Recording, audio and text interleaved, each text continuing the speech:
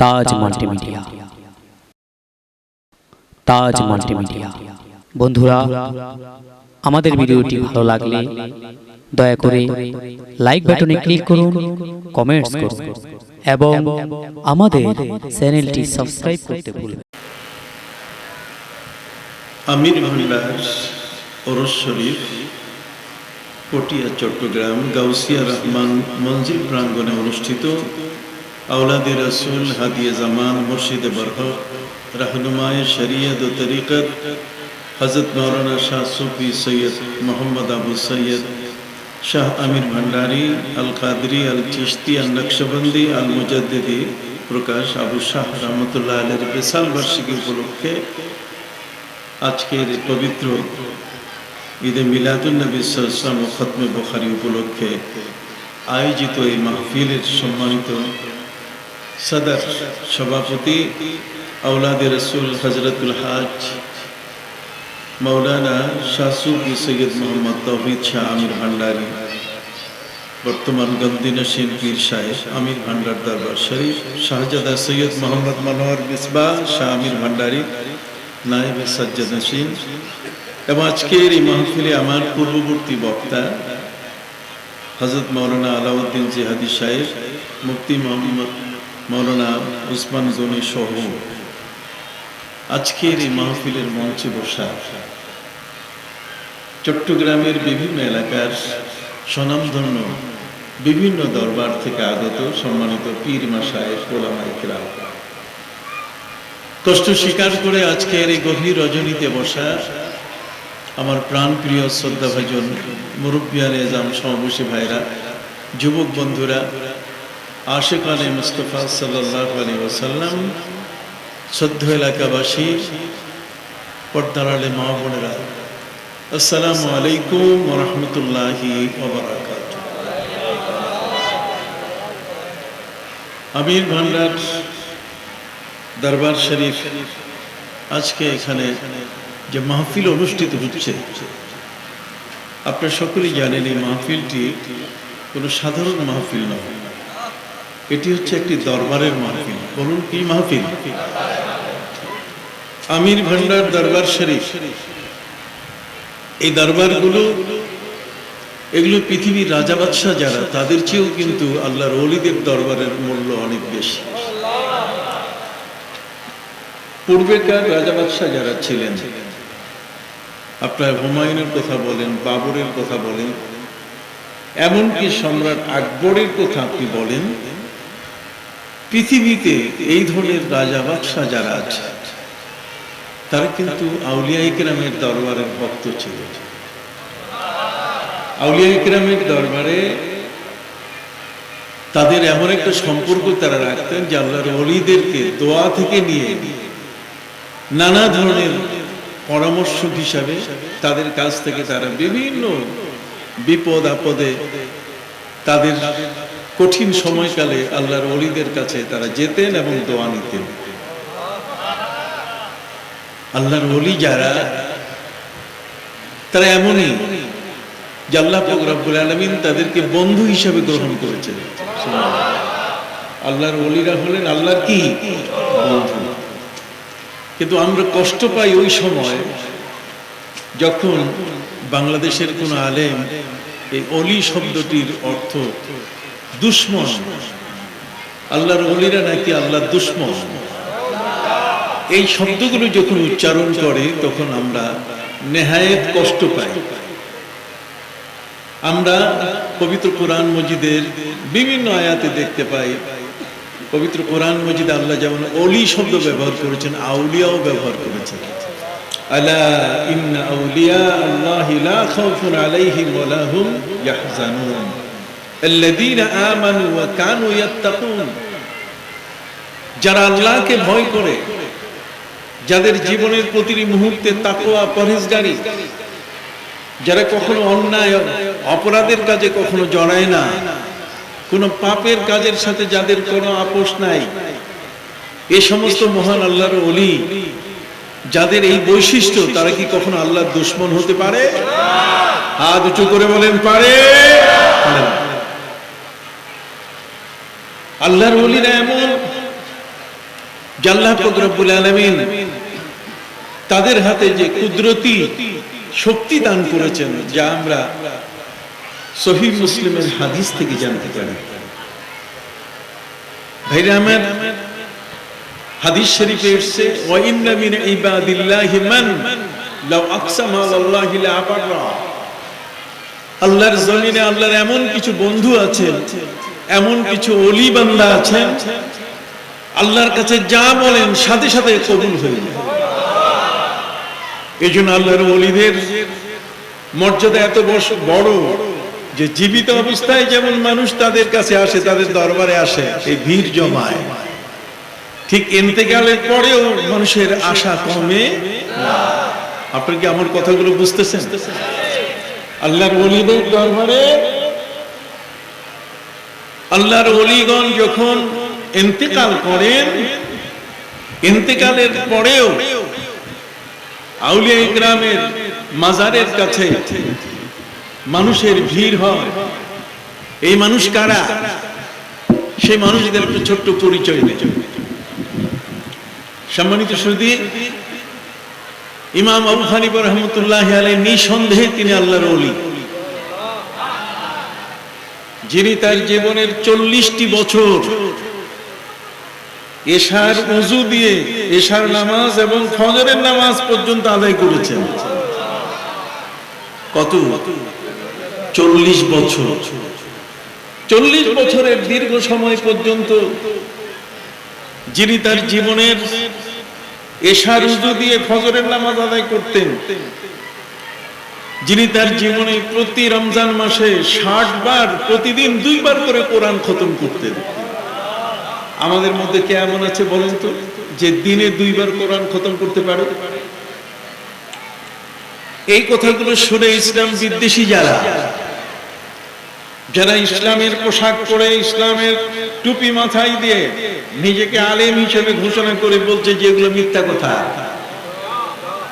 আমরা কি তাদের এই কথায় কখনো কান দিব? হাত উঁচু করে বলেন, কান দেব? কখনো কান দেব? আল্লাহর ওলিদের স্পেশাল পাওয়ার আছে।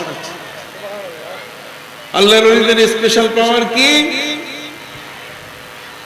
যদি পানির উপরে জায়নামাজ বিছিয়ে দেয়, তাহলে আল্লাহর ওলির নির্দেশে সেটি একটা নৌকা হয়ে সেই নৌকার মধ্যে একজন নয় 360 জনকে নিয়ে নদী পার হতে পারে। ভাইরা আমার, আল্লাহর বন্ধুদের এমন ক্ষমতা হাদিস শরীফের মধ্যে এসেছে। আমার নবীজি বলেন, ওয়া ইন্না মিন ইবাদিল্লাহ, আল্লাহর বান্দাদের মধ্যে কিছু বান্দা এমন আছেন, যদি আল্লাহর কাছে লাউ আকসামা আলাল্লাহ, আল্লাহর কাছে কসম করে বসেন যে আল্লাহ এটা আপনি দেন, তাহলে সাথে সাথে আল্লাহর পক্ষ থেকে সেটা মঞ্জুর হয়ে যায়। বড় পীর আব্দুল কাদের জিলানী রাহমাতুল্লাহি আলাইহির দরবারে নবদম্পতি, যুগ পার হয়ে গেছে 12টি বছর, তাদের ঘরে কোনো সন্তান নাই। নবদম্পতি স্বামী স্ত্রীর জীবন, দুটো মাত্র প্লেট, দুটো থালাই শুধু তারা বের করেন প্রতিদিন, কিন্তু তাদের ঘরে কোনো সন্তান নাই, তাদের বংশ বৃদ্ধির কোনো সম্ভাবনা নাই। স্বামী স্ত্রী মিলে সিদ্ধান্ত নিলেন, আমরা এমন একজন ব্যক্তির কাছে যাব যার দোয়া, যার হাত আল্লাহর দরবারে সাথে সাথে কবুল হয়। ভাইরা আমার, বড় পীর আব্দুল কাদের জিলানী রাহমাতুল্লাহি আলাইহি গাউসে পাকের দরবারে নবদম্পতি উপস্থিত হওয়ার পরে বললেন, হুজুর, আমরা স্বামী এবং স্ত্রী 12টি বছর হয়ে গেল, এই 12টি বছরের মধ্যে আমাদের ঘরে কোনো সন্তান নাই, আপনি দয়া করে একটু দোয়া করে দেন। কি ভাই, দোয়া চাওয়া জায়েজ আছে কিনা? না না, দোয়া চাওয়া জায়েজ আছে কিনা জোরে বলেন, বলেন। দোয়া চাইতে হবে। দোয়া ফরিয়াদ আল্লাহর দরবারে, কিন্তু কার হাতে আল্লাহ কবুল করেন তা জানা নাই।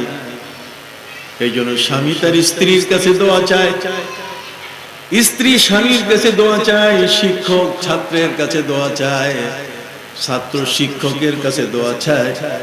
কি বলেন, ঠিক না?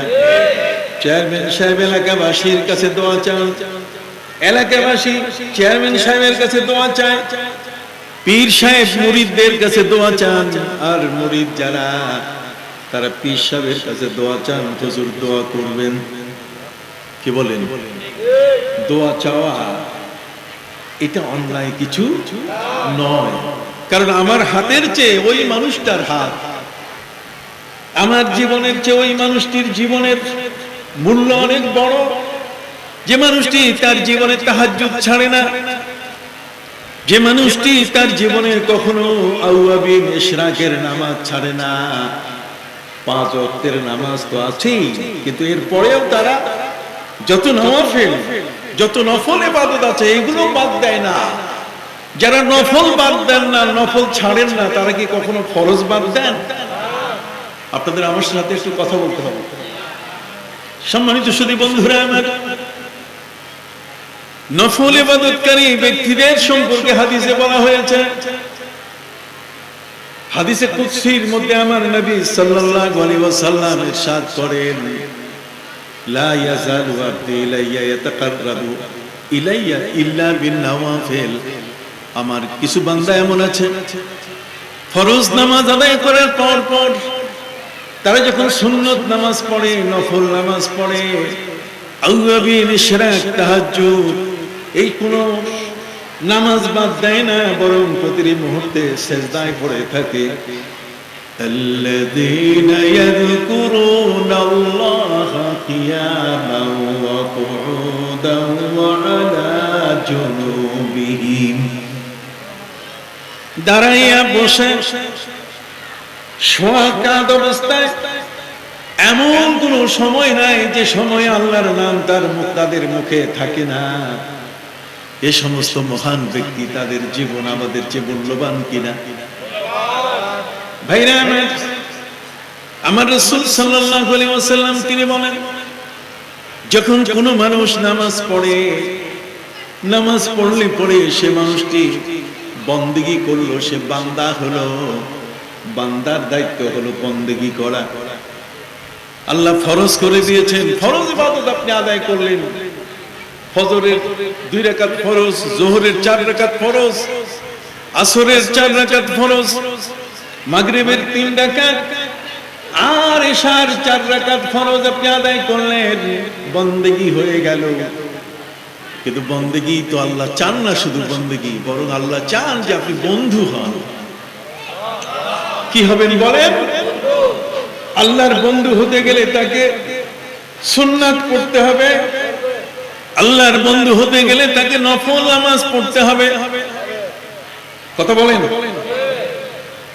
সম্মানিত সুধী বন্ধুরা আমার, অতএব হাদিস শরীফের মধ্যে আমার রাসূল সাল্লাল্লাহু আলাইহি ওয়াসাল্লাম বলেন, হাদিসে কুদসি আল্লাহ নিজেই বলেছেন, লা ইয়াতাকাররাবু ইলাইয়া আবদি ইল্লা বিন নওয়াফিল। যখন কোন ব্যক্তি নফল ইবাদত করে, নফল ইবাদত মানে তাসবিহ, ওই মৌলবীরা বলছে কিসের হাতের তাসবিহ, তাসবিহ নাকি লাগে না? কথা বলেন? তাসবিহর প্রয়োজন তারা মনে করে না।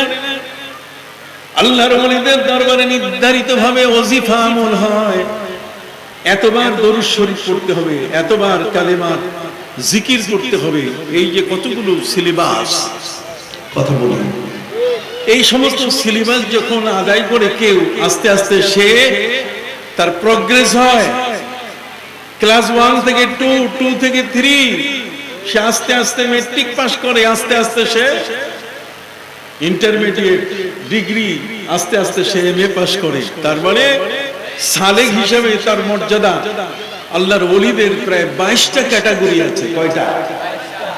একটু বলে যাই আপনাদের কাছে।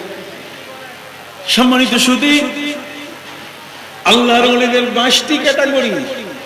এই 22টি ক্যাটাগরির মধ্যে আছে দরবেশ আছেন, ওলি আছেন, কথা বলেন, কুতুব আছেন, কুতুবুল আকতাব আছেন, কুতুবুল ইরশাদ আছেন, কথা কন, ঠিক অনুরূপ ভাবে ভাইরা আমার, এদের মধ্যে হাদিস শরীফের বর্ণনা অনুযায়ী আবদাল আছে, ঠিক অনুরূপ ভাবে আওতাদ আছেন। তাদের মধ্যে গাউস আছেন, গাউসুল আজম আছেন। আল্লাহর ওলিদের এই স্তরগুলো এমন, যেমন দেশের প্রেসিডেন্ট, প্রধানমন্ত্রী থেকে চৌকিদার এবং দাফাদার, চেয়ারম্যান, মেম্বার, চৌকিদার এবং দাফাদার পর্যন্ত যেমন স্বাভাবিক, এই জীবন মানুষকে নিয়ন্ত্রণ করার জন্য এই সমস্ত পদে যারা থাকেন তারা মানুষকে নিয়ন্ত্রণ করেন, ঠিক অনুরূপ ভাবে আল্লাহর ওলিদেরও ঠিক এই স্তর সাজানো আছে। আল্লাহর ওলিদের প্রেসিডেন্ট হলেন গাউসুল আজম।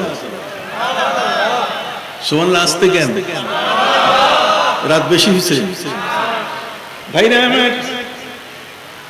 আল্লাহর ওলিদের প্রেসিডেন্ট যিনি হলেন, তিনি, তার নাম কি? গাউসুল আজম।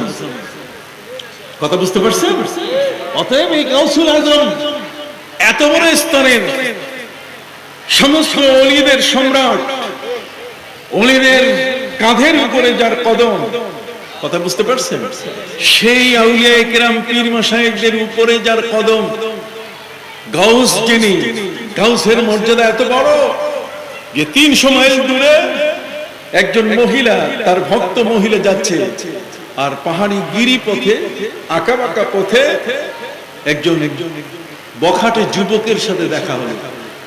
সেই যুবক ওই নারীর ইজ্জত লুফে নেওয়ার জন্য, তার ইজ্জত নষ্ট করার জন্য যখন তার গায়ে হাত দেওয়ার চেষ্টা করছে, তখনই সে ডাক দিয়ে বলে, ইয়া গাউস আগিসনি, ইয়া গাউস আগিসনি, হে গাউসুল আজম, তুমি আমাকে এই মুহূর্তে সাহায্য করো। কোথায়? 300 কিলোমিটার দূরে, 300 মাইল দূরে। আর গাউসুল আজম তিনি আসরের উজুতে বসে আছেন। আল্লাহর ওলিদের চোখের দৃষ্টি এত বড়। আল্লাহর ওলিরা পৃথিবীর মানুষ, বিজ্ঞানীদের দৃষ্টিতে 8 মাইলের বেশি দেখে না। এই 2 চোখ দিয়ে দেখে কতটুকু? 8 মাইল। 8 মাইলের বেশি কোনো মানুষ চোখে দেখে না। বিজ্ঞানীরা চক্ষু পরীক্ষা করে দেখেছে, শকুনের চোখের দৃষ্টি অনেক বড়। এরা হাজার হাজার ফিট উপর থেকে, 50,000, 60,000 ফিট উপর থেকে তারা নিচে দেখতে পায় যে তার খাবারটা কোন জায়গায়। কথা বুঝতে পারছেন সম্মানিত সুধী? কিন্তু এটা হাজার হাজার ফিট। কিন্তু আল্লাহর ওলিদের দৃষ্টিভঙ্গি হলো এত বড়, যে দৃষ্টিভঙ্গি হাদিস দ্বারা সাব্যস্ত, স্বীকৃত। এটাকে অস্বীকার করার মতো ব্যক্তি বাংলাদেশ কেন, পৃথিবীর কোথাও নাই। আর তা হলো হযরত ওমর ফারুক রাদিয়াল্লাহু তাআলা আনহু জুমার দিনে যখন তিনি খুতবা দিচ্ছিলেন, জুমার ভাষণ, খুতবা দানরত অবস্থায় হযরত ওমর বলে ফেললেন, ইয়া সারিয়াতু আল জাবাল আল জাবাল, রে সেনা প্রধান, তুমি পাহাড়ের পথ ধরো। সেনা প্রধান, তুমি তোমার সৈনিকদের নিয়ে পাহাড়ি পথ ধরে যাও। সম্মানিত সুধী, নামাজ শেষ হওয়ার পরে হযরত ওমর ফারুক রাদিয়াল্লাহু তাআলা আনহুকে নামাজের মুসল্লিরা জিজ্ঞাসা করে বসলেন, হুজুর ওমর, এই মসজিদের মধ্যে কোনো সেনা প্রধান নাই, সেনাবাহিনীর পোশাক যে মসজিদের ভিতরে কেউ নাই, সব মুসল্লি আমরা। কাজী বিনয়ের সাথে আপনার কাছে জানতে চাই, ভাষণ দিতে গিয়ে, খুতবা দেওয়া অবস্থায় আপনি কাকে বললেন ইয়া সারিয়াতু আল জাবাল আল জাবাল? হে সেনাপ্রধান, তুমি পাহাড়ের পথ ধরো, পাহাড়ের পথ ধরো, তোমার সৈন্যদের নিয়ে পাহাড়ি পথ অবলম্বন করো। হযরত ওমর ফারুক রাদিয়াল্লাহু তাআলা আনহু আমার নবীর মহব্বতে জীবন উজাড় করার কারণে আমার নবীর চোখের দৃষ্টি শক্তি ছিল কেমন? আমার নবী সাল্লাল্লাহু আলাইহি ওয়াসাল্লাম বলেন, ওয়াল্লাহি ইন্নী লা আরাকুম মিন যাহরি কামা আরাকুম আমামি। আমার নবীজি বলেন, খোদার কসম করে বলছি, আমি তোমাদেরকে আমার পিছন দিক থেকে তেমন দেখি যেমন আমি সামনে দেখি। সুবহানাল্লাহ, আসতে হইল। কোত্থেকে আমরা ইসলাম পেয়েছি?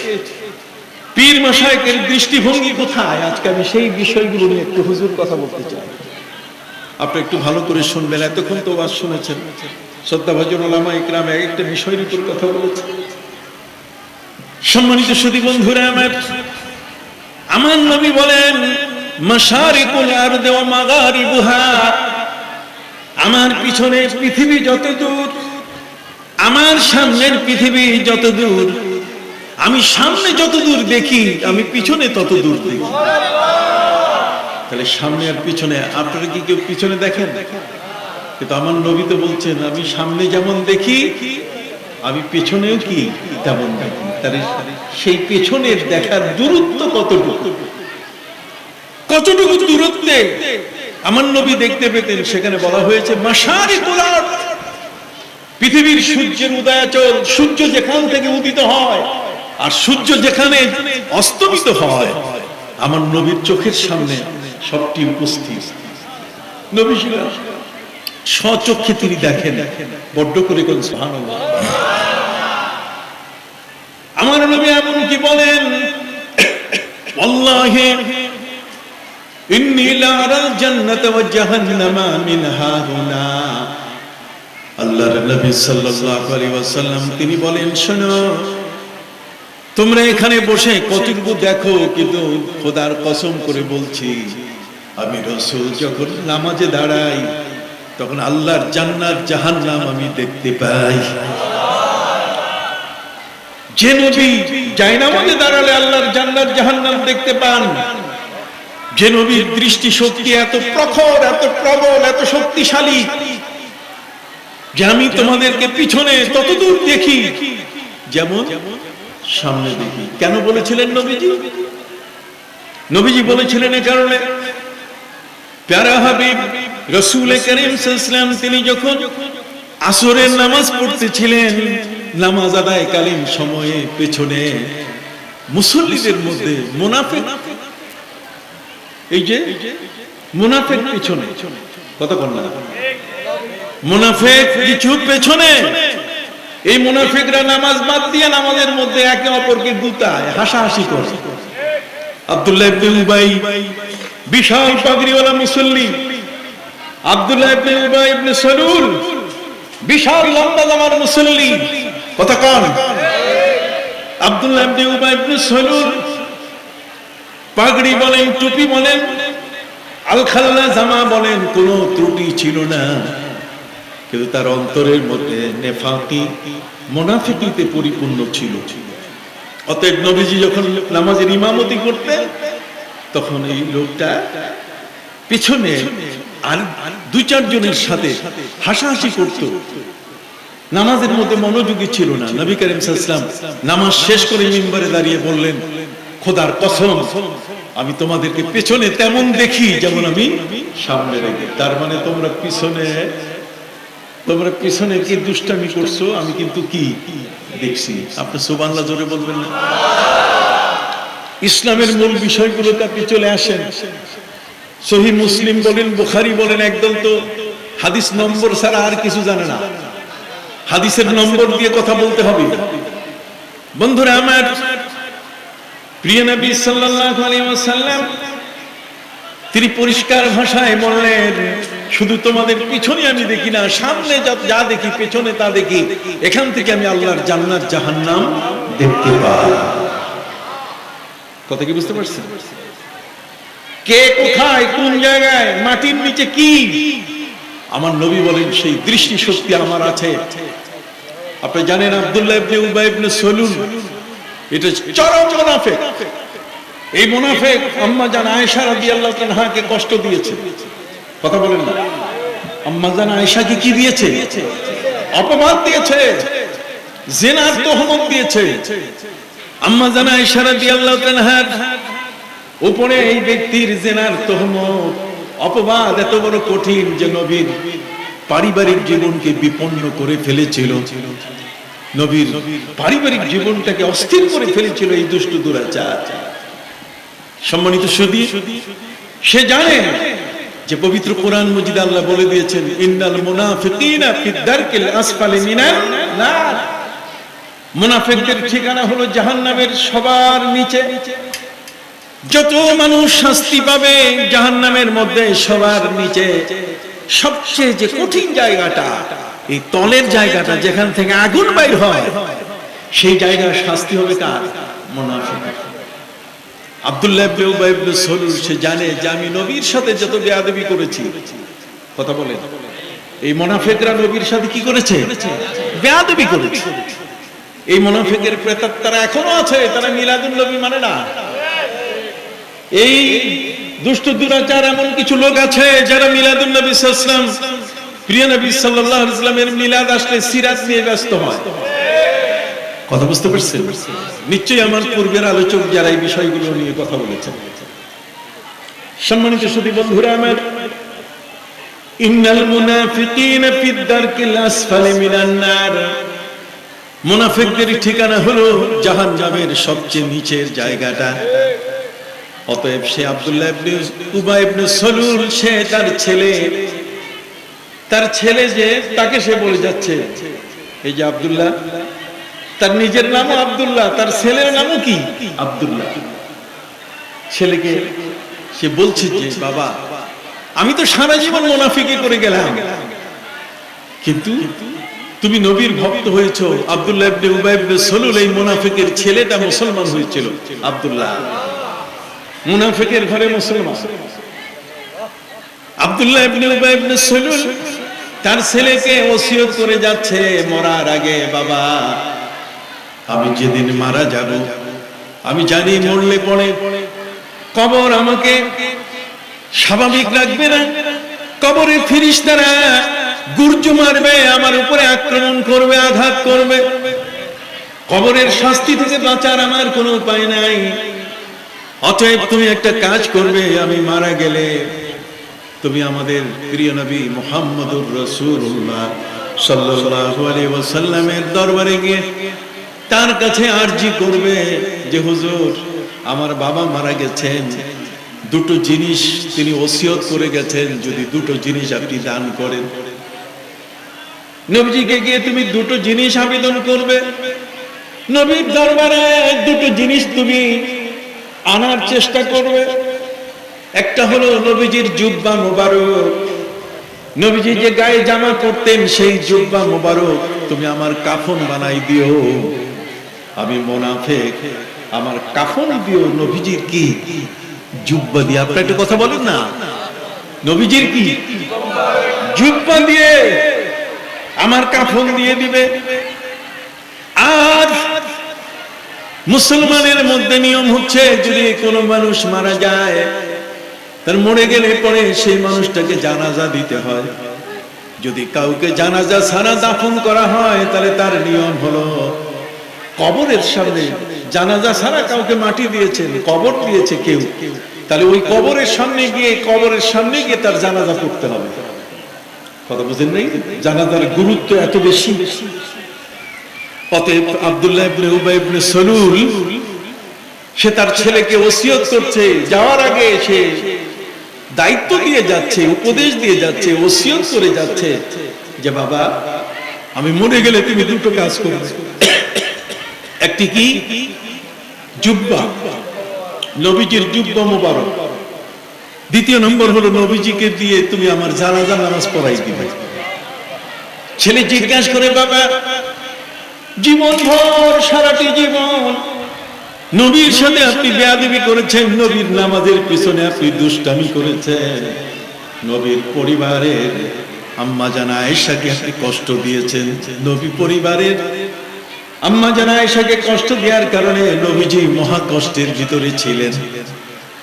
আপনি এত বড় কষ্ট দিয়েছেন, তারপরে আপনি নবীর জুব্বা চাচ্ছেন কেন? নবীজির জানাজা কেন চাচ্ছেন? তখন আব্দুল্লাহ ইবনে উবাই ইবনে সালুল, এই গ্রেট মুনাফিক, সে বলল যে দেখো, জামাটা যদি নবীজির দাও, তাহলে এই জামাটা দিলে কবরে আমাকে যখন রাখবে মাটি দিয়ে যাবে। নবী সাল্লাল্লাহু আলাইহি ওয়াসাল্লাম বলেছেন, ইযা উকবিরাল মাইয়িতু আতাহু মালাকান, মানুষ যখন মরে যায় তখন তার কবরে দুজন ফেরেশতা আসে। কয়জন? আহাদুহুমাল মুনকার ওয়াল আখিরু আন-নাকির। একজনের নাম হলো মুনকার, আরেকজনের নাম হলো নাকির। ইয়াসআলান, তারা প্রশ্ন করবে, মার রাব্বুকা ওয়া মা দীনুকা ওয়া মান নাবিয়্যু, বলো কে তোমার রব, তোমার ধর্মের নাম কি এবং তোমার নবী কে। ওই ফেরেশতা যখন আমাকে কবরে প্রশ্ন করবে, তখন ফেরেশতাকে আমি ধমক দিয়ে কবর থেকে বের করে দেব, বের হও কবর থেকে। তোমরা দেখো না যে আমার গায়ে নবীর জুব্বা আছে, নবীজির জুব্বা মোবারক আমার গায়ে আছে, আমাকে আবার প্রশ্ন করো কেন? তার মানে কবরে হাইকোর্ট দেখাবার জন্য ফেরেশতাদেরকে হাইকোর্ট দেখাবে।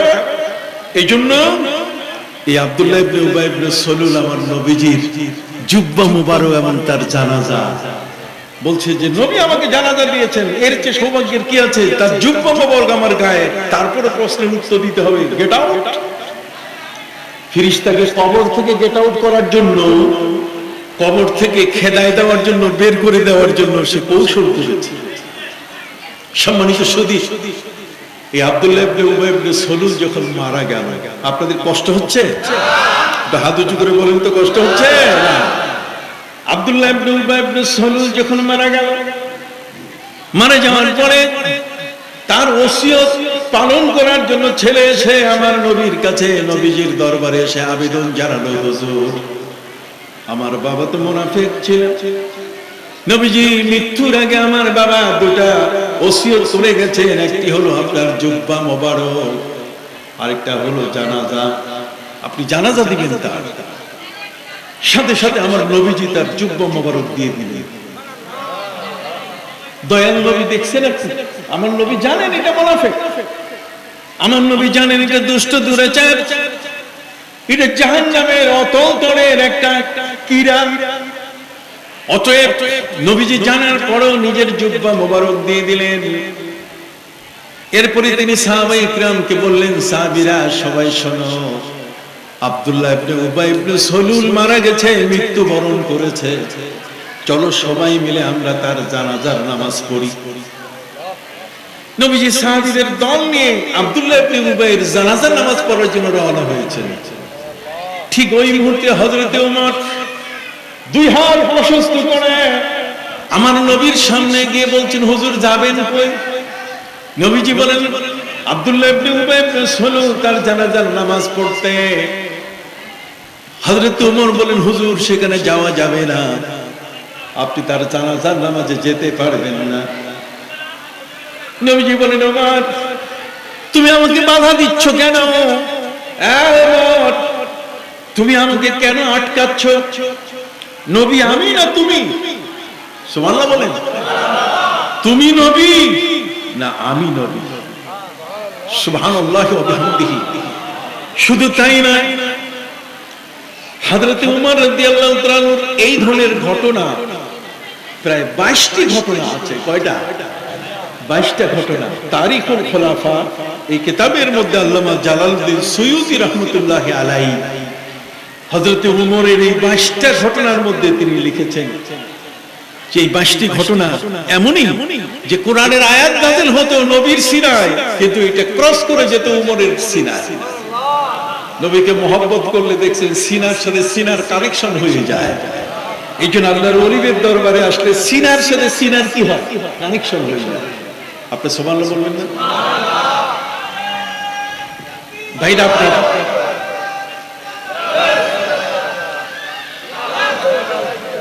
এই ওয়াজ অন্ধচক্ষুর মানুষ আপনাকে শোনাবে না। কথা বুঝতে পারছেন? যার অন্তর বাঁকা, যার অন্তরের মধ্যে বক্রতা আছে, বেঁকে গেছে, সে আপনাকে এই ওয়াজ কখনো শোনাবে না। আপনি কেন আজকে ওলিদের দরবারে এসেছেন? কেন আমরা আল্লাহর ওলিদের দরবারে যাই? আল্লাহর ওলিদের দরবারে যাওয়ার পেছনে কারণটা কি? এই রহস্যগুলো আমি আপনাদের কাছে বলার জন্য কিছু রেফারেন্স দিচ্ছি। সম্মানিত সুধী, হযরত ওমর আমার নবীকে আটকাই দিলেন, নবী যেতে পারবেন না। হযরত ওমরের আরেকটি ছোট ঘটনা বলে দেই। প্রিয় নবীজি সাল্লাল্লাহু আলাইহি সাল্লাম কাবা ঘরের চতুর্দিকে তিনি 7 বার তওয়াফ করলেন। 7 চক্করের মাধ্যমে একটা তোয়াফ হয়ে গেল। এবার নবীজি যাচ্ছিলেন সাফা মারওয়ার পাহাড়ের ছাই করার জন্য। সাফা মারওয়া কাছে। হযরত ওমর ঠিক ওই মুহূর্তে তওয়াফ শেষ হওয়ার সময় নবী যখন যাওয়া শুরু করেছেন, হযরত ওমর হাত প্রশস্ত করে ব্যারিকেড সৃষ্টি করলেন, নবীজি যাওয়া হবে না। নবীজি বলেন, ওমর কেন? আপনি এই মাকাম ইব্রাহিমের এখানে 2 রাকাত নামাজ পড়েন। নবীজি বলেন, আমি নবী না তুমি নবী? নামাজ পড়ার জন্য আমি বলবো না তুমি বলবে? হযরত ওমর হাত জোড় করে বলেন, হুজুর আমাকে ক্ষমা করুন, আমি আর বলবো না। নবীজি যখন কদম মোবারক উঠায়া সাফা পাহাড়ের দিকে যাওয়া শুরু করলেন, তখন হযরত জিবরিল আমিন সাথে সাথে এসে ওমরের মতো হাত প্রশস্ত করে তিনি বললেন, নবীজির সামনে যাওয়া যাবে না। কেন? যে আল্লাহ কোরআনের আয়াত নাযিল করেছেন, ওয়াত্তাখিযু মিন মাকামি ইব্রাহিম মুসাল্লা। আল্লাহ আপনাকে নির্দেশ দিয়েছেন মাকাম ইব্রাহিমকে মুসাল্লা, 2 রাকাত নামাজের জায়গা বানান। এটা নামাজের জায়গা, 2 রাকাত নামাজ আপনি আদায় করেন। তাহলে হযরত ওমর তো আগেই বাধা দিলেন, পরে সেই বাধাটা কেন, এর কারণ নিয়ে হযরত জিবরিল আমিন চলে আসলেন। সুবহানাল্লাহ বলেন। অতএব হযরত ওমর নবীকে জানাজায় যেতে দিবেন না, মুনাফিকের জানাজায় যেতে দেবেন না। আমার নবীজি বলেন, ওমর তুমি যে আমাকে আব্দুল্লাহ ইবনে উবাই ইবনে সালুল মুনাফিকের জানাজায় যেতে দেবে না, আমি তোমার কাছে জানতে চাই কোন দলিল আছে কোরআনের তোমার কাছে? হযরত ওমর বলেন, আমার কাছে কোরআনের দলিল আছে। নবীজি বলেন, তাহলে দলিল দাও। আল্লাহর হাবিব সাল্লাল্লাহু আলাইহি সাল্লামের সামনে হযরত ওমর তিনি বিনয়ের সাথে দলিল দেওয়া শুরু করলেন। ইস্তাগফারতা লাহুম আও লাম তাস্তাগফির লাহুম ওয়ালাউ ইস্তাগফারতা লাহুম 70 মাররা। আল্লাহ বলে দিয়েছেন, হে নবী, এই মুনাফিক এদের জন্য আপনি দোয়া করেন আর দোয়া নাই করেন, মাফ চান আর মাফ নাই চান, আল্লাহ কখনোই কবুল করবেন না। আল্লাহ কখনোই কবুল করবেন না। কাজে যাইয়া লাভ কি? যদি আপনি 70 বার ওদের জন্য জানাজা পড়েন তাও কিন্তু হবে না। নবী করিম সাল্লাল্লাহু আলাইহি ওয়াসাল্লাম বলেন, ওমর আমি যদি 71 বার দোয়া করি, কয়বার? আপনি কি মনোযোগ সহকারে শুনতেছেন? কয়বার? নবীজি সামনে হযরত ওমর কোরআনের আয়াত দিয়ে বললেন, যদি 70 বারও এদের জন্য আপনি দোয়া করেন, এরা মাফ পাবে না। অতএব আপনার যাওয়া হবে না। আমার নবী সাল্লাল্লাহু আলাইহি সাল্লাম তিনি বললেন, আমি যদি 71 বার দোয়া করি, সাজিদু আলা 70, সাজিদু আলা 70, আমি যদি 71 বার দোয়া করি, হযরত ওমর বলেন, তাহলে আপনি যান। নবীজি চলে গেলেন, সাথে সাহাবায়ে কিরাম। প্রিয় নবী সাল্লাল্লাহু আলাইহি সাল্লামের সাথে কোনো বর্ণনায় নবীজির নিজ হাতে জুব্বা, যেহেতু সে জুব্বা চেয়েছে, জুব্বা দিয়ে তার কাফন পরানো হবে আর নবীজি তার জানাজা দিবেন। তার বাড়িতে নবীজি পৌঁছে ছেলে আব্দুল্লাহকে বললেন, আব্দুল্লাহ তোমার বাবাকে নিয়ে আসো, তোমার বাবার লাশ নিয়ে আসো, আমার কাছে এই জুব্বা, এটা কাফন পরায় দাও, আর আমি সাহাবীদের নিয়ে এসেছি জানাজা পড়ব। 10 মিনিট, 20 মিনিট, 1 ঘন্টা গড়িয়ে যায়, পার হয়ে যায়, লাশ হাজির হচ্ছে না, লাশকে হাজির করা হচ্ছে না। নবীজি বললেন, আব্দুল্লাহ তুমি শোনো, আমি চোখ দিয়ে এখন থেকে দেখতে পাচ্ছি যে কোন জায়গায় আমি আসার আগেই তাকে তোমরা দাফন করে ফেলেছো। তোমার এলাকার মানুষ আমি আসার আগে তাকে কি করেছে? দাফন করেছে। এলাকার মানুষ জানে যে লোকটা মুনাফিক ছিল, নবীজি যদি আসেন তাহলে তার জানাজা পড়াবেন না, বরং তাকে কুকুর, তাকে শকুনের হাতে, শ্রীগালের হাতে তার গোশত খাওয়াবার ব্যবস্থা করবেন, পচায় ফেলবেন তাকে। অতএব এই ভয়ে নবীজি আসার আগে আব্দুল্লাহ ইবনে উবাই ইবনে সালুলকে আর আগে মাটিতে চাপা কবর দিয়েছে। আমার ভাষা বুঝেন তো বাবা? আমি তো চিটাগাঙ্গের এই ভাষা বলতে পারবো না, কোনো অসুবিধা? আমি সলিড যে বইয়ের ভাষা সেটাই আপনাদের কাছে বলছি। আমি তো বই লেখা মানুষ, প্রায় 30টা বই আমার মার্কেটে আছে। কথা বুঝতে পারছেন?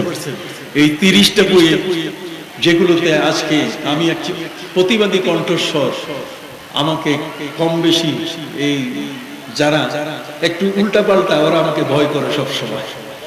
কথা বুঝতে পারছেন? একটু উল্টাপাল্টা যারা ওরা ভয় করে যে এখানে মুখ বসানো যাবে না। আমি সেই মাপের বইগুলো লিখে দিয়েছি। ঈদে মিলাদুন নবী সাল্লাল্লাহু আলাইহি ওয়াসাল্লামের উপরে 650 পৃষ্ঠার বই আমি লিখেছি। 113 মাসলায় বিভ্রান্তির সমাধান, বিরাট বড় বড় বই লিখে আমি দিয়েছি। একদিন থাকবো না, এই জাতি একদিন আমাকে এই বইগুলো পড়ে দোয়া করুন। সম্মানিত সুধী, আমার নবী সাল্লাল্লাহু আলাইহি ওয়াসাল্লাম এই মুনাফিকের ছেলে যে আব্দুল্লাহ, যিনি মুসলমান, ছেলেকে ডাক দিয়ে বলে তোমার বাবার লাশ নিয়ে আসো, আমার কাছে জুব্বা আছে, আমি তার জানাজা করব। সম্মানিত সুধী, ছেলে বলছে হুজুর আনতেছি, কিন্তু গিয়ে দেখে তার বাবা, আমার নবীজি আসার আগে তার বাবাকে মাটি চাপা দিয়ে আগেই কবর দিয়েছে। নবী করিম সাল্লাল্লাহু আলাইহি ওয়াসাল্লাম তিনি বলছেন আমি দেখতে পাচ্ছি যে তোমার এলাকার মানুষ মাটিতে তাকে চাপা দিয়ে কবর দিয়েছে। নবীজি বলছেন আমি দেখতে পাচ্ছি। সুবহানাল্লাহ বলেন। তাহলে আমরা কবরের মধ্যে কি হয় আমরা তো সহজে দেখি না। এখন দেখি কি না আমি কিছু উদাহরণ আপনাদেরকে বলবো। যেদিকে যাই সেদিকে এক মহাসাগর। কতক্ষণ যেদিকে যাব সেদিকে এক কি মহাসাগর। সম্মানিত সুধী, আমার প্রিয় নবী সাল্লাল্লাহু আলাইহি ওয়াসাল্লাম তিনি বলছেন আমি দেখতে পাচ্ছি মাটিতে তাকে চাপা দিয়ে কবর দেওয়া হয়েছে। এখন কবর হয়ে গেছে, এখন তার জুব্বানো দরকার নাই, জানাজারও দরকার নাই। কি বলেন ঠিক কিনা? কিন্তু নবী করিম সাল্লাল্লাহু আলাইহি ওয়াসাল্লাম বলছেন না, মাটির তল থেকে তার লাশ বের করো। কবর দেওয়া লাশকে মাটি সরাইয়া বের করো। ঠিক এই বিষয়টার উপরে আজকে যে খতমে বুখারী, ইমাম বুখারী আলাইহির রহমা, আবি আব্দুল্লাহ মুহাম্মদ ইবনে ইসমাইল ইবনে ইব্রাহিম ইবনে মুগিরা আল বারদিস আল জৌফি আল ইয়ামানি আল বুখারী, এটা ইমাম বুখারীর নাম। কথা বুঝেন নাই? ইমাম বুখারী রাহমাতুল্লাহি আলাইহি তিনি তার বুখারী শরীফে এই ঘটনা লিখে তিনি একটা শিরোনাম দিয়েছেন। আজকের শিরোনাম যেমন পবিত্র মিলাদুন নবী সাল্লাল্লাহু আলাইহি ওয়াসাল্লাম, আজকের শিরোনাম যেমন খতমে বুখারী, আজকের শিরোনাম যেমন বিশাল মোবারক, বিশাল বার্ষিকী। কথা কন না? সম্মানিত সুধী, সেদিন প্রিয় নবী সাল্লাল্লাহু আলাইহি ওয়াসাল্লাম তিনি তার জানাজার নামাজ পড়াতে গিয়ে লাশ আগেই কবর হয়ে গেছে। নবী বলেন কবর থেকে লাশ উঠাও। এর উপরে ভিত্তি করে ইমাম বুখারী রাহমাতুল্লাহি আলাইহি শিরোনাম টেনেছেন হাল ইউনাব্বাসুল মাইয়িতু মিনাল কবর, যে কবর দেওয়া মানুষকে কবর থেকে বের করা যাবে কি না। এই যে আমাদের অনেক সময় ময়না তদন্তের জন্য পুলিশ যে লাশটাকে দাফন করা হয়েছে কবর খুঁড়ে লাশ বের করে আবার ময়না তদন্তে পাঠায়, এটা জায়েজ কিনা? এই ঘটনা থেকে সাব্যস্ত এটা জায়েজ। যেহেতু নবী করিম সাল্লাল্লাহু আলাইহি ওয়াসাল্লাম আব্দুল্লাহ ইবনে উবাই ইবনে সালুল এই মুনাফিকের লাশ কবর থেকে বের করেছিলেন। সুবহানাল্লাহ বলেন। প্রিয় নবী সাল্লাল্লাহু আলাইহি ওয়াসাল্লাম বললেন এখানে ওই জায়গায় মাটির নিচে তার লাশ তোমরা আগেই তাকে কবর দিয়েছো, আমি দেখতে পাচ্ছি। শুধু তাই নয়, বরং আসেন নবীজির চোখের দৃষ্টি কত বড়। আল্লাহর নবী শুধু মাটির উপরে সামনে এবং পিছনে সব দেখেন, তাই শুধু নয় বরং হাদিস শরীফের মধ্যে আসছে আন ইবনে আব্বাস রাদিয়াল্লাহু তাআলা আনহুমা আন্নাহু قال مر رسول الله صلى الله عليه وسلم على قبرين فقال وما يعذبان في كبير اما احدهما يمشي بالنميمه واما الاخر لا يستتر من البول الى اخر الحديث। আমার নবী সাল্লাল্লাহু আলাইহি ওয়াসাল্লাম সম্পর্কে হযরত আব্দুল্লাহ ইবনে আব্বাস হচ্ছেন নবীর আপন চাচাতো ভাই। জোরে বলেন আপন কি? চাচাতো ভাই, যিনি মদিনায় প্রথম মুহাজিরদের মধ্যে জন্ম নিয়েছেন। নবী যাকে কোলে নিয়ে দোয়া করেছিলেন আল্লাহুম্মা ফাক্কিহু ফিদ্দীন ওয়া আল্লিমহু তাবিল, আল্লাহ তাকে দ্বীনের ধর্মের সবচেয়ে বড় পণ্ডিত বানিয়ে দাও, কোরআনের সবচেয়ে বড় মুফাসসির বানিয়ে দাও। সেই আব্দুল্লাহ ইবনে আব্বাস রাদিয়াল্লাহু তাআলা বলছেন, মাররা রাসূলুল্লাহ সাল্লাল্লাহু আলাইহি ওয়াসাল্লাম আলা কাবরাইন, প্রিয় নবী সাল্লাল্লাহু আলাইহি ওয়াসাল্লাম তিনি একটা মরুভূমি দিয়ে অতিক্রম করছিলেন। মরুভূমিতে অতিক্রম করাকালীন সময়ে নবীজির নাকায়ে কাসওয়া, তার যে উট, যে উষ্টির উপরে নবী উঠতেন, চড়তেন, এটা কয়েক ধরনের ছিল। তার মধ্যে একটা হলো নাকা কাসওয়া, নাকায়ে কাসওয়া, কাসওয়া উট। জোরে বলেন না, কি উট? এই কাসওয়া উটটা এমন, এটা আল্লাহর হুকুমে চলে। আপনি জানেন, এয়ারপোর্ট থেকে আমাকে নিয়ে আসা হয়েছে যে প্রাইভেট কারটিতে, সেই প্রাইভেট কারটা নিয়ে আসছেন, পরিচালনা করছেন পরিচালক হিসেবে, এটার চালক হিসেবে একজন ড্রাইভার যিনি আমাকে নিয়ে আসলেন। তিনি স্টিয়ারিং এ বসে কখনো ডানে কখনো কি বামে। ঘোড়ার পিঠে উঠলে সেখানেও কিন্তু লাগাম আছে, হাতির পিঠে যদি উঠে সেখানে মাহুব যে, সেও কিন্তু লাগাম টানে। যে হাল বায় সেখানেও গরু নাকে বসে ডানে টানে বামে টানে গরুকে ঘুরায়। সম্মানিত শুধু আমার নবী সাল্লাল্লাহু আলাইহি ওয়াসাল্লাম যখন সোয়ার হতেন নাকায়ে কাসওয়ায়, তখন তিনি এই উষ্টিটার লাগাম ধরতেন না। এটা আল্লাহর হুকুমে যেদিকে যায় সেদিকেই, আল্লাহ যেদিকে বলেন সেদিকেই এই উষ্টিটা যায়। যেমন নবীজি হিজরত করে গেলেন মদিনা মুনাওয়ারায় কুবা পল্লী, কুবা পল্লী থেকে যখন তিনি মসজিদে জুমা থেকে নবীর মসজিদ, বর্তমান মসজিদে নববী, নবীর মসজিদ যেটা, এদিকে যখন আসতেছিলেন তখন মদিনার মানুষেরা নবীজির সেই উষ্টির লাগাম ধরে বলছে, নবী আসেন আমার বাড়িতে, জারদানা খেজুর আছে। জারদানা হলো ওই সময়কার সবচেয়ে বড় আপ্যায়নের মোটা খেজুর, এটাকে মেহমানদারির জন্য সবচেয়ে বেশি করে পেশ করা হয়। সুবহানাল্লাহ। এই জারদানা খেজুর আছে। নবীজি আসেন, উটের রশি ধরে লাগাম ধরে যখন টানতেছে, আল্লাহর নবী সাল্লাল্লাহু আলাইহি ওয়াসাল্লাম বলছেন, আরসিলুহা ফাইন্নাহা মাহমুরা, তোমরা আমার উষ্টিটাকে ছেড়ে দাও, এই উষ্টিটার লাগাম ধরে না, এটা আল্লাহর হুকুমে চলতেছে। নবীর উষ্টি চলে কার হুকুমে? আবার বলেন কার হুকুমে? আর সেই নবীর শানে একটু দাঁড়াইয়া কিয়াম করব, তখন কোমর বাঁকা হয়, কতক্ষণ না, তখন কোমর ব্যথা হয়, তখন কোমরের মধ্যে স্পাইনাল কর্ড কলাপস হয়ে যায়, কতক্ষণ না, তখন এই কোমর দিয়ে দাঁড়িয়ে ইয়া নবী সালাম আলাইকা আর বলতে চায় না। কথা কি বুঝতে পারছেন? এটা হচ্ছে মানসিক দোষ, এদের মন দুষ্ট, মানসিক এই রোগী, এই মানসিক রোগীদেরকে আপনি সহজে সুস্থ করতে পারবেন না। কথা বুঝতে পারছেন? ফি কুলুবিহিম মারাদুন ফাযাদাহুমুল্লাহু মারাদা, এদের রোগ কিন্তু বাড়তেই থাকে। যা হোক, আমি যে কথাটি বলতেছিলাম আপনাদের সদয় অবগতির জন্য, যে বিষয়টা আমি তুলে ধরছি সেটা হলো নবীজির উষ্টি মোবারক মরুভূমির মাঝখানে বসে গেল। সাহাবীরা নবীজি জিজ্ঞাসা করলেন, হুজুর এখানে বসার কারণ কি? নবীজি বলেন, তোমরা কি কিছু দেখো? কয় না, আমরা কিছু দেখি না। নবীজি বলছেন, আমি দেখতে পাচ্ছি মাটির নিচে দুইজন ব্যক্তির কবর আযাব হচ্ছে। কয়জন? আবার বলেন কয়জন? আম্মা আহাদুহুমা ইয়ামশি বিন নামিমা, একজনের কবরে শাস্তি হচ্ছে এই কারণে, যেহেতু সে গীবত করত, মানুষের সমালোচনা করত। আছে না ফেসবুক, ইউটিউব দেখেন না, সমালোচনার ঝড়। এরা অনেকে আলেম, এই আলেমদের প্রতি আমি ধিক্কার দিই, না জেনে না বুঝে। ইন জা ফাসিকুম বিনাবাইন ফাতাবায়ানু, যদি কোনো ফাসিক দুষ্ট মানুষ কোন একটা খবর ছড়িয়ে দেয়, খবরদার এটাকে যাচাই না করে বিশ্বাস করো না।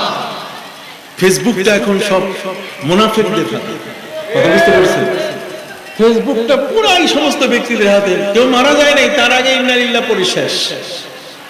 ভুয়া খবর, গুজবের বিশাল সমুদ্র খনি হচ্ছে এই কি ফেসবুক। আপনি কথা বুঝতে পারছেন? যা হোক, সম্মানিত শুধু আমার নবী সাল্লাল্লাহু আলাইহি ওয়াসাল্লাম তিনি বললেন, আমি দেখতে পাচ্ছি এর মধ্যে দুইজন ব্যক্তির কবর আযাব হচ্ছে মাটির নিচে। তার মধ্যে একজন যে চুগলামি করত, কথা বুঝতে পারছেন, একজনের কথা আরেকজনের কাছে গিয়ে সমস্যা সৃষ্টি করত, স্বামী স্ত্রীর মনোমালিন্য, ভাই ভাই ব্যবসায়ী, এদের মধ্যে মনোমালিন্য সৃষ্টি করত, সন্দেহ সৃষ্টি করত। ওয়া আম্মাল আখিরু লা ইস্তাতিরু মিনাল বাউল, আর দ্বিতীয় ব্যক্তি যে সে পেশাব থেকে নিজকে রক্ষা করত না। কথা বুঝতে পারছেন? নবীজি বলছেন তোমরা খেজুর গাছের একটা ডাল আমাকে এনে দাও, আমি একটু শুনতে চাই আপনাদের কাছে। কিসের ডাল? নবীজি বললেন তোমরা আমাকে খেজুর গাছের একটা ডাল এনে দাও।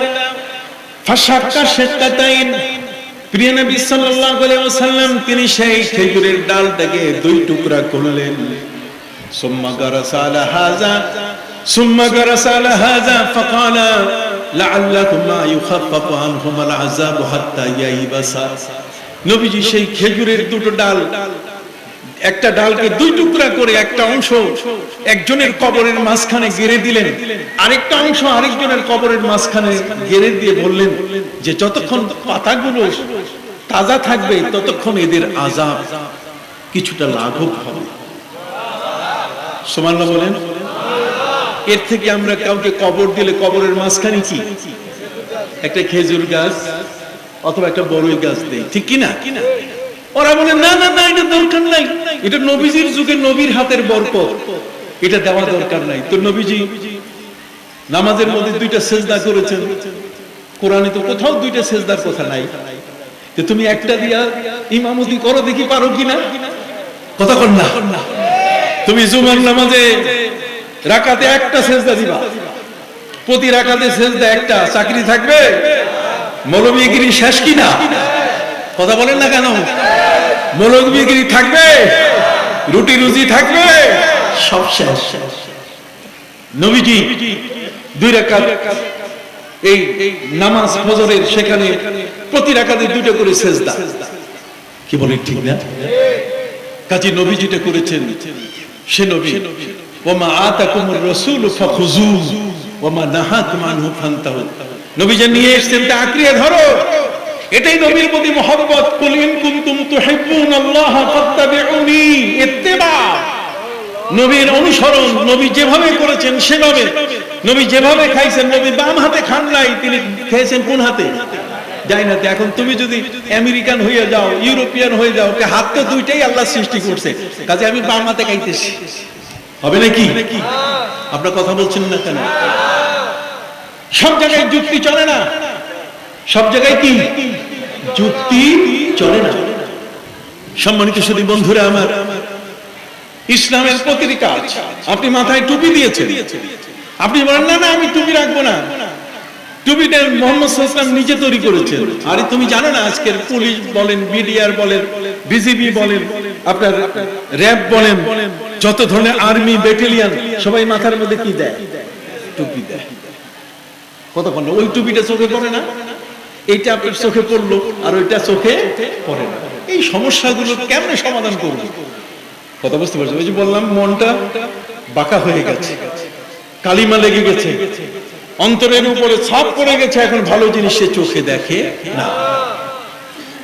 সংক্ষিপ্ত ভাবে আমার আলোচনা শেষ করতে হবে, যেহেতু আমার যাওয়ার প্রশ্ন আছে। সম্মানিত সুধী, বিনয়ের সাথে আপনাদের কাছে যে কথাটি শুরু করেছিলাম আমি, প্রিয় নবী সাল্লাল্লাহু আলাইহি সাল্লাম তিনি বলেন আমি পেছনে তেমন দেখি যেমন সামনে কি দেখি। আল্লাহর ওলিদের ঠিক এই ধরনের বড় পীর আব্দুল কাদের জিলানী রাহমাতুল্লাহি আলাইহি 300 মাইল দূরে ওই মহিলাকে তিনি দেখতে পেলেন। কথা কি বুঝতে পারছেন? তাহলে আছে কিনা বলেন? 300 মাইল দূরে, এত দূর পৃথিবীর মধ্যে এমন কোন ক্রিকেটার নাই যে বল যখন সে মারছে এত দূরে কেউ নিতে পারে। সম্মানিত শুধু আমি তাকে ক্রিকেটার বলছি না, তিনি মহান আল্লাহর ওলি। আসরের উযু যখন করছিলেন তখন পায়ের খরম হাতে নিয়ে তিনি ওই উযু অবস্থায় ওই বখাটে যুবক যেটা 300 মাইল দূরে হযরত বড় পীর আব্দুল কাদের জিলানী রাহমাতুল্লাহ আলাইহির ভক্তের ইজ্জত নষ্ট করছিল সেই মহিলার, এখান থেকে তিনি এমন ভাবে ছুঁড়ে মারলেন সেই খরম, ওই খরম গিয়ে সেই যুবকের গালের মধ্যে চপেটাঘাত শুরু হয়ে গেল। কথা কি বুঝতে পারছেন? আল্লাহর ওলিদের চোখের দৃষ্টি কত বড়। এই জন্য হযরত ওমর ফারুক তিনি তাকে প্রশ্ন করা হলো যে আপনি মসজিদের মধ্যে বললেন ইয়া সারিয়াত আল জাবাল আল জাবাল, রে সেনাপ্রধান তুমি পাহাড়ের পথ ধরো, তুমি পাহাড়ের পথ অনুসরণ করো, তোমার সৈন্যদের দিয়ে পাহাড়ি পথ ধরে যাও। উমর মসজিদের মধ্যে তো কেউ নাই, হযরত উমর বলছেন যে আমি খুতবা দেওয়া অবস্থায় এখান থেকে 850 কিলোমিটার দূরে, 500 মাইল দূরে আমি দেখতে পেলাম সেখানে ইরানের বাল্খ এলাকায় মুসলিম সৈন্যদের উপরে অমুসলিমদের আক্রমণ শুরু হয়েছে। সেনাপতি খুঁজে পাচ্ছেন না যে কোন পথ ধরে বাঁচবে, তার সৈন্যদেরকে বাঁচাবে। এই জন্য আমি এখান থেকে তাকে কমান্ড দিয়ে দিলাম। কোনো মেঠোফোন ছিল না, কোনো মোবাইল ছিল না, কতক্ষণ না কোনো ওয়ারলেস ছিল না, কোনো দূরযন্ত্র ছিল না। কথা বুঝতে পারছেন? অথচ ওমর ফারুক তিনি মুখ দিয়ে বললেন, ইয়া সারিয়াত আল জাবাল আল জাবাল, সেনাপ্রধান তুমি পাহাড়ের পথ ধরো। আমি এখান থেকে সেই 500 মাইল দূর, তার মানে 850 কিলোমিটার দূরে আমি এখান থেকে তাকে কমান্ড দিয়েছি। তাহলে হযরত ওমর দেখলেন কত দূর? 500 মাইল দূর। তাহলে 500 মাইল দূর দেখা যায় কিনা? এটা আল্লাহর ওলিদের কারামত, এটা আল্লাহর ওলিদের কি কারামত। আমরা আল্লাহর ওলিদের দরবারে এই কারণে আসি, এটা আমরা আসি না, বরং এই দরবারে ইমাম শাফি, ইমাম আবু হানিফার কবরের পাশে আসছেন। তিনি বলছেন, ইন্নী আতাবাররাকু বিকবরি আবি হানিফা বিকবরি নুমান ইবনে সাবিত। আমি ইমাম আবু হানিফার কবরের পাশে আসি। সুদূর হেজাজ থেকে কুফায় এত দূর সফর করে আমি তার কবরে এসে এখানে এসে যে দোয়াটা করি, সেই দোয়াটি ওই ওলির উসিলায়, ইমাম আবু হানিফার উসিলায় আল্লাহ তাআলা কবুল করেন। এই জন্য আল্লাহর ওলিরা জীবিত অবস্থায় যেমন তাদের দরবারে লোকের ভিড় কমে না, ইন্তেকালের পরও তাদের দরবারে কি লোকের ভিড় কমে না। দরুদ শরীফ পড়েন সাল্লাল্লাহু।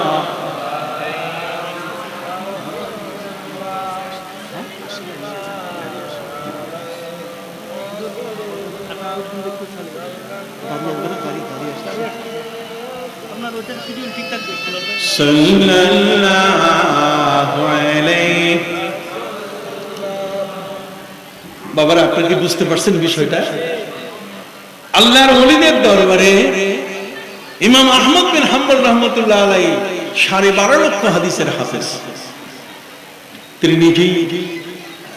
নিজেই তার জীবনে 12.5 লক্ষ হাদিসের হাফেজ। তার ছেলেকে বলছেন, ইয়া বুনাইয়া, হে আমার প্রিয় পুত্র, শুভ মনে রাখবে তুমি এখন থেকে আল্লাহর ওলিদের দরবারে যাবে।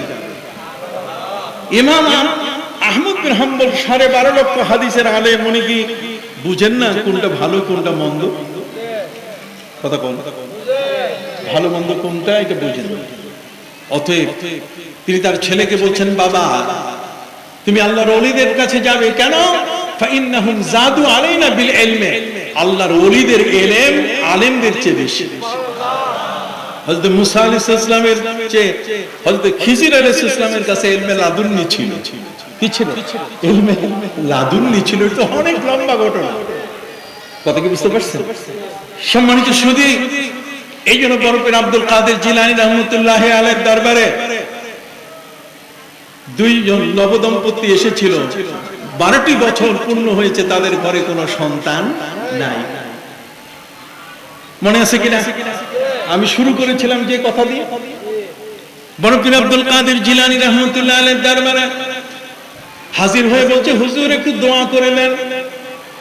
উনি বলছেন, বাবা তোমাদের ঘরে সন্তান প্রয়োজন, এই বিষয়টি আল্লাহর দরবারে ওই যে সিদরাতুল মুনতাহা, যে মোটা বড়ই গাছ আছে, ওখানকার পাতার মধ্যে পৃথিবীতে কার ঘরে কত সন্তান আসবে সব লিস্ট ওখানে লেখা আছে। অতএব তোমরা আমাকে একটু সুযোগ দাও, আমি চক্ষু বন্ধ করে আমি দেখি যে তোমাদের বরাদ্দ আছে কিনা, তোমাদের নামে সন্তানের বরাদ্দ আছে কি। দেখছেন বরকত আব্দুল কাদের জিলানী রাহমাতুল্লাহ বললেন, সিদরাতুল মুনতাহায় ওখানে বড়ই গাছ, সেই বড়ই গাছের পাতায় প্রত্যেকটা মানুষের বংশপুঞ্জি, কার ছেলে কে, কার মেয়ে কে, কে কত সন্তান, কার মা বাবাকে, এই পুরা লিস্ট সেখানে লেখা আছে। অতএব সেই হিসাবে বরাদ্দ পৃথিবীতে হয়। কাজী বরকত আব্দুল কাদের জিলানী রাহমাতুল্লাহ বলেন, আমি একটু চক্ষু বন্ধ করি। আমি একটু চক্ষু বন্ধ করার পরে আমি বলবো।